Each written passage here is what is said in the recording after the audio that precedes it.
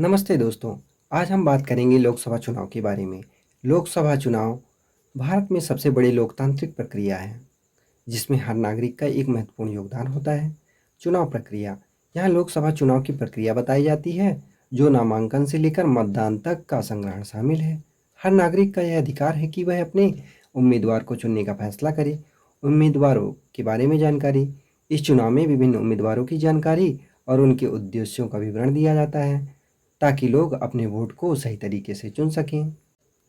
मतदान के तरीकों की चर्चा, मतदान के तरीकों की चर्चा की जाती है, जैसे कि इलेक्ट्रॉनिक मतदान, पोस्टल वोटिंग और इम्पीचमेंट वोटिंग, यह सुनिश्चित करने के लिए कि हर कोई अपना वोट डाल सके।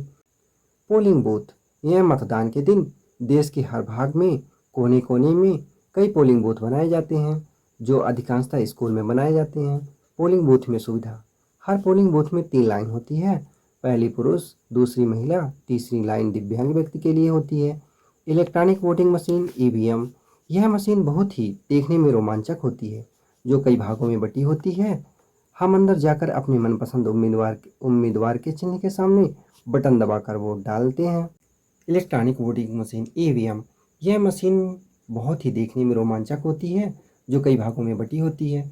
हम अंदर जाकर अपने मनपसंद उम्मीदवार के चिन्ह के सामने बटन दबाकर वोट डालते हैं।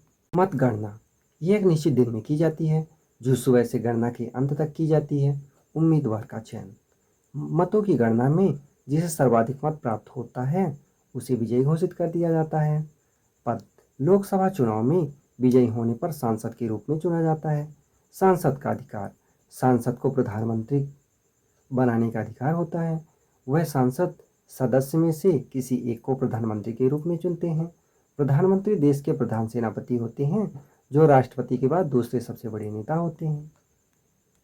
चुनाव आयोग, भारत देश में कोई भी चुनाव हो तो भारतीय चुनाव आयोग करवाता है, जिसे हम भारतीय निर्वाचन आयोग, इलेक्शन कमीशन ऑफ इंडिया भी कहते हैं।